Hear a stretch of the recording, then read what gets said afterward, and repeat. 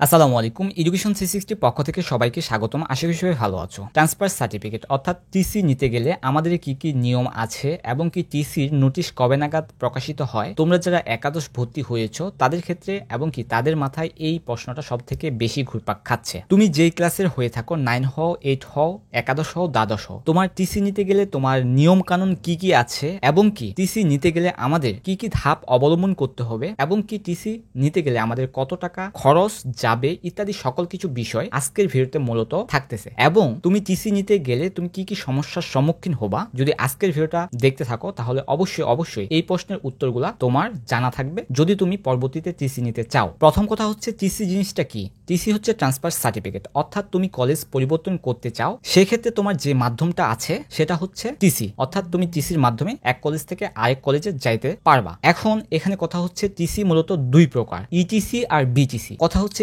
Etc কি আর BTC কি। Etc হচ্ছে অনলাইন ট্রান্সফার সার্টিফিকেট আর বিটিসি হচ্ছে বোর্ড ট্রান্সফার সার্টিফিকেট। এখন তুমি একই বোর্ডের আন্ডারে অন্য কলেজে যাইতে চাও, সেক্ষেত্রে তোমাকে ইটিসি নিতে হবে, আর যদি তুমি বোর্ড চেঞ্জ করতে চাও তাহলে সেক্ষেত্রে তোমাকে বিটিসি নিতে হবে। এখন মূলত প্রশ্ন হচ্ছে টিসি নেওয়ার নিয়মাবলী মূলত কি। টিসি নিতে গেলে আমাদের কি নিয়ম অবলম্বন করতে হবে বা কি প্রসেস অবলম্বন করতে হবে। তো প্রথমে তোমাদের একটা ফর্ম পূরণ করতে হবে টিসি নেওয়ার ক্ষেত্রে। তো এখন প্রশ্ন আসতে পারে যে ভাইয়া আমরা কখন টিসি নিতে পারবো। যখন তোমাদের বোর্ড থেকে নোটিশ প্রকাশ করবে তখনই কেবল তুমি টিসি নিতে পারবা। তো এখন এই নোটিশটা কবে নাগাদ প্রকাশিত হয়, তোমাদের কলেজ ভর্তির 4 থেকে 6 মাসের ভিতর এই নোটিশটা প্রকাশ করে থাকে। এখন মূলত তোমরা সবকিছু জানলা ইটিসি কি বিটিসি কি। এখন তোমরা টিসি নিতে চাচ্ছ বা পরবর্তীতে নিবা, সেক্ষেত্রে তোমার করণীয় কি। প্রথমে তোমাকে একটা ফর্ম পূরণ করা লাগবে, ঠিক এরকম ফর্মটা, যে এখানে তোমাদের ক্লাস প্রথমে সিলেক্ট করা লাগবে তুমি যেই ক্লাসের হয়ে থাকো। তুমি যদি ক্লাস 9 এর স্টুডেন্ট হয়ে থাকো সেক্ষেত্রে তুমি টিসি নিতে পারবা, 10 এর স্টুডেন্ট হয়ে থাকো সেক্ষেত্রে টিসি নিতে পারবা, 11 অর্থাৎ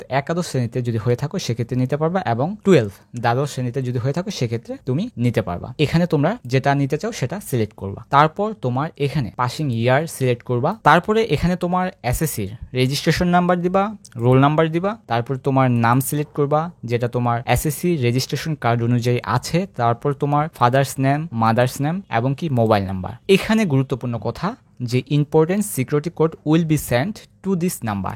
এখানে তোমরা অবশ্যই তোমাদের নাম্বারটা ভালোভাবে সিলেক্ট করবা। তারপর তোমার কারেন্ট ইনস্টিটিউট অর্থাৎ তুমি যে কলেজে আছো এবং কি ট্রান্সফার সার্টিফিকেট ইনস্টিটিউট অর্থাৎ টিসি নিয়ে যে কলেজে যাইতে চাচ্ছ সেই কলেজ সিলেক্ট করবা। তারপর গ্রুপ সিলেক্ট করবা, তুমি যে গ্রুপের হয়ে থাকো, সায়েন্স, হিউম্যানস অর্থাৎ যে কলেজে ভর্তি হইছো, যে সাবজেক্টে অর্থাৎ যেই বিভাগে ভর্তি হইছো। যদি তুমি সায়েন্স থেকে ভর্তি হয়ে থাকো সায়েন্স সিলেক্ট করবা, আর্টস থেকে ভর্তি হয়ে থাকো আর্টস সিলেক্ট করবা, বিজনেস স্টাডি যদি হয়ে থাকো সেক্ষেত্রে তুমি বিজনেস স্টাডি সিলেক্ট করবা। দেন তোমার এখানে মিডিয়াম, তুমি কি ইংলিশ মিডিয়ামে ভর্তি হয়েছিলা না তুমি বাংলা মিডিয়ামে ভর্তি হয়েছিলা সেটা সিলেক্ট করবা, এবং কি তোমার সাবজেক্ট সিলেক্ট করবা।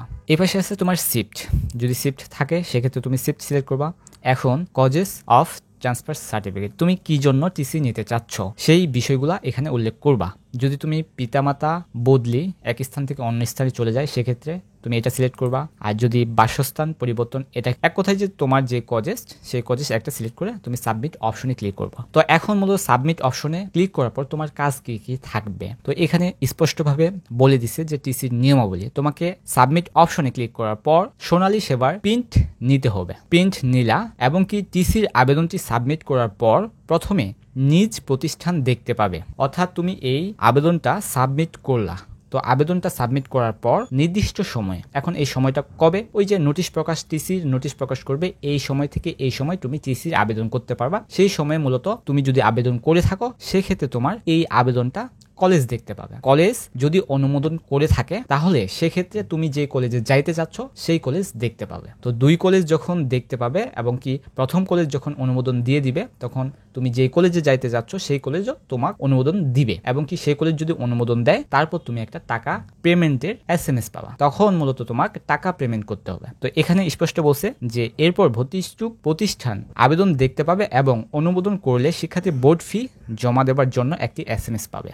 অতঃপর বোর্ড কর্তৃক আবেদন চূড়ান্ত অনুমোদনের পর শিক্ষার্থী আর একটি SMS পাবে। অর্থাৎ দুই কলেজ যখন তোমার অনুমোদন দিয়ে যাবে তখন তোমার টাকা পেড করা লাগবে, আর টাকা পেড করলেই কেবল বোর্ড অনুমোদন দিয়ে দিবে, এবং কি বোর্ড অনুমোদন দেওয়ার পর তুমি একটা SMS পাবা। তখন সে বোর্ডের ওয়েবসাইটে প্রবেশ করে ইটিসি থেকে টিসি আবেদন প্রিন্ট নিয়ে নতুন প্রতিষ্ঠান ভর্তি হতে পারবা। তোমার আবেদন কি অবস্থায় আছে সেই সকল বিষয়গুলা কিন্তু এখানে তুমি দেখতে পাবা। ঠিক কীরকম আবেদনটি কোথায় কী অবস্থায় আছে, সোনালী সেবার স্লিপ প্রিন্ট করতে ট্রান্সফার সার্টিফিকেট স্ট্যাটাস বাটনে ক্লিক করতে হবে। এই যে এখানে ক্লিক করতে হবে, যখন তুমি আবেদন করে ফেলবা তখন তোমার কিন্তু এই জিনিসটা দেখাবে। ঠিক কীরকম তোমার আবেদন স্ট্যাটাস কোথায় কী অবস্থায় আছে, এখানে যদি আমরা একটু ক্লিক করি তাহলে ঠিক তোমার এখানে টিসির ক্লাস, তুমি কোন ক্লাসের হয়ে থাকো সেক্ষেত্রে তুমি এটা সিলেক্ট করবা, তোমার রেজিস্ট্রেশন নাম্বার দিবা, বোর্ড রোল নাম্বার দিবা, দিয়ে সিকিউরিটি দিবা। ওই যে মোবাইল নাম্বার দিলা সেটাতে একটা কোড থাকবে বা সিকিউরিটি নাম্বার থাকবে, সেটা দিয়ে তুমি লগ ইন করবা এবং কি লগ ইন করলে মূলত দেখতে পাবা যে তোমার টিসিটা কি অবস্থায় আছে। তো এই হচ্ছে বিষয়। আর যদি ভুলে গিয়ে থাকো কোড, তাহলে এই যে ফরগেট সিকিউরিটি কোড এখানে ক্লিক করলে তোমার সিকিউরিটি কোড পুনরুদ্ধার করতে পারবা। তো এই বিষয়টা সম্পূর্ণ ক্লিয়ার। এখন মূলত প্রশ্ন হচ্ছে যে টিসি নিতে আমাদের কত টাকা খরচ হয়। এটা দেখো যে 2023-24 শিক্ষাবর্ষে, এটা কি 2023-24 শিক্ষাবর্ষে টিসি নিতে অনলাইন টিসি এবং বোর্ড পরিবর্তনের ক্ষেত্রে 700 টাকা কজেস যাবে, এবং কি প্রতি বিষয়ে পরিবর্তন তোমাদের 200 টাকা, এবং কি গ্রুপ পরিবর্তন 800 টাকা, এবং ভর্তি বাতিল করতে 600 টাকা, সিট ভাষণ ছবি পড়তে কোনো ফি লাগবে না। তো আশা করি টিসির কত টাকা খরচ যাবে এই বিষয়টা ক্লিয়ার 2023-24 শিক্ষাবর্ষের ক্ষেত্রে, এবং কি সব ক্ষেত্রে এই একই ফি হয়ে থাকে, 700 থেকে 1000 এরকমের ভিতরে হয়ে থাকে। তো আশা করি এই টিসি নিতে গেলে আমাদের কত টাকা খরচ হবে। তো এখন মূলত কথায় আসি যে টিসির নিয়ম জানে গেলাম, টিসি নিতে কত টাকা খরচ হইলো এই বিষয়টা ক্লিয়ার হয়ে নিলাম, এবং কি টিসির নোটিশ কবে নাগাদ দেয় এটাও ক্লিয়ার হয়ে নিলাম। এখন মূলত গুরুত্বপূর্ণ কথা যে তুমি যেই কলেজে যাইতে চাচ্ছ সেই কলেজে অবশ্যই যোগাযোগ করে নেবা, এবং কি সেই কলেজে সিট ফাঁকা আছে কিনা সেই বিষয়টা তাদের সাথে গল্প করে নেবা। ঠিক কীরকম যে এটা আমি ঢাকা বোর্ডের ওয়েবসাইটে আসছি, অ্যাভেলেবল সিট ফর ক্লাস 12 অর্থাৎ দ্বাদশ শ্রেণী। তো এখানে যদি আমরা ক্লিক করি তাহলে কিন্তু আমরা এখানে আমাদের যেই অ্যাভেলেবল সিটগুলা অর্থাৎ কোন কলেজে অ্যাভেলেবল সিট কতগুলো আছে এই বিষয়গুলো কিন্তু দেখতে পাবো। তুমি যদি সেই কলেজে যাইতে চাও, মানে যে কলেজে যাইতে চাচ্ছ সেই কলেজের সাথে গল্প করে নিবা এবং কি অ্যাভেলেবল সিট দেখে নিবা, দিয়ে তুমি টিসির জন্য অ্যাপ্লিকেশন করবা। তারপর তুমি যেই কলেজ থেকে যাইতে চাচ্ছ অর্থাৎ বর্তমান যে অবস্থায় কলেজে আছো এই কলেজে গল্প করে নেবা যে আমি যাইতে চাচ্ছি ওই কলেজে, আপনি আমাকে ছাড়বেন কিনা, এই বিষয়গুলোও কিন্তু গল্প করে নেবা। কেন যে যদি তোমার বর্তমান কলেজ অনুমোদন না দিয়ে থাকে তাহলে সেক্ষেত্রে তুমি কিন্তু কলেজে যাইতে পারবা না। আমি চাইবো না যে আমার কলেজ থেকে একটা স্টুডেন্ট অন্য কলেজে চলে যাক, আমি কিন্তু চাইবো না। তো অবশ্যই তোমার ভালোভাবে কলেজ দেখায় তুমি এই কারণে যাইতে চাচ্ছ, সেক্ষেত্রে তুমি যে বর্তমান কলেজে আছো সেক্ষেত্রে তুমি গল্প করে নেবা। এটা হচ্ছে সব থেকে বড় কথা আর কি। তো যারা পরবর্তীতে টিসি নেবা এই বিষয়গুলো কিন্তু অবশ্যই মাথায় ভালোভাবে সেট করে নেবা। যারা মূলত টিসির জন্য আবেদন করবা, আজকের এই ভিডিওটা যদি তুমি আগেই দেখে থাকো তাহলে সেক্ষেত্রে তোমার টিসি নিতে অনেক সুবিধা হবে, এবং কি পদক্ষেপ বা প্রসেস আছে এই বিষয়গুলো কিন্তু তুমি জানে নিলা। এখন তোমার যদি টিসি নিতে যাও তাহলে সেক্ষেত্রে তোমার বিষয়গুলো সোজা হয়ে গেল। তো আশা করি বিষয়টা বুঝতে পারছেন।